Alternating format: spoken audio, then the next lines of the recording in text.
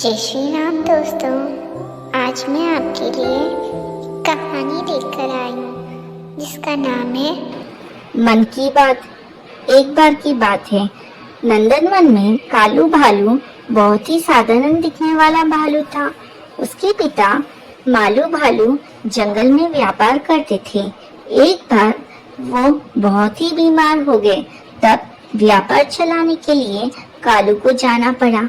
जब कालू चलने लगा तो मालू ने समझाया, बेटा आज से तुम कारोबार संभाल रहे हो, यह एक अच्छी बात है, मगर 3 बातें हमेशा याद रखना। कौन कौन सी बात पिताजी? कालू ने पूछा।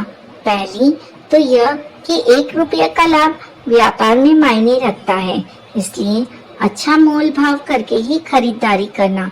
दूसरी, समझदार की सलाह सुनना, लेकिन उस पर अमल अपनी समझ से करना। तीसरी, दिन डूबने से पहले घर लौट आना। पिता की इन बातों के जवाब में हाँ कहकर कालू मंडी की ओर चल दिया। वहाँ उसने कई जानवरों की दुकानों में चीजें देखी। एक जगह बात बनी।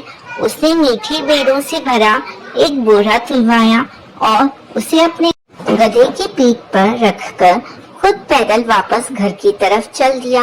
रास्ते में उसे एक लोमड़ी मिली, जिसने उससे पूछा, जब तुम्हारे पास तुम्हारा गधा है तब पैदल क्यों चल रहे हो? कालू ने कहा, अजीब बात करते हो, गधे की पीठ पर बोरा लदा है, मैं उस पर कैसे बैठ सकता हूँ? बैठ क्यों नहीं सकते? दूसरे बोरे में इतने ही वजन के पत्थर भर लो, फिर दोनों बोरे गधे के दोनों ओर लटका दो। इस तरह लदा हुआ वजन दोनों ओर बराबर रहेगा और पीठ पर तुम भी बैठ जाओगे। कालू ने बिना सोचे उस लोमड़ी की बात मान ली और वैसा ही किया। कुछ आगे जाने पर कालू को एक भेड़िया मिला। उसने उसको सुना कर कहा, अजीब बेवकूफ हो, अपने दोस्त गधे पर पत्थर लाद लिए और खुद भी बैठ कर जा रहे हो।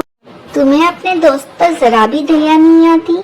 यह सब कहकर भेड़िया आगे बढ़ गया, पर कालू सोचने लगा, और ठीक ही कह रहा है, इस तरह गधा थक जाएगा, मैं भी सूर्य डूबने से पहले घर नहीं पहुंच सकूंगा। काफी सोच विचार के बाद कालू ने पत्थरों को फेंक दिया। फिर बेरों को 2 बोरों में बराबर बराबर बांटकर गधे के दोनों ओर लटका दिया। इससे वजन कम हो गया तो कालू का गधा भी बहुत खुश हो गया और उसने कालू को अपनी पीठ पर बिठाया और उसे सरपट लेकर शाम होने से पहले ही उसके घर पहुंच गया। उस दिन कालू ने यह सबक सीखा कि सुनो सबकी, पर करो अपने मन की।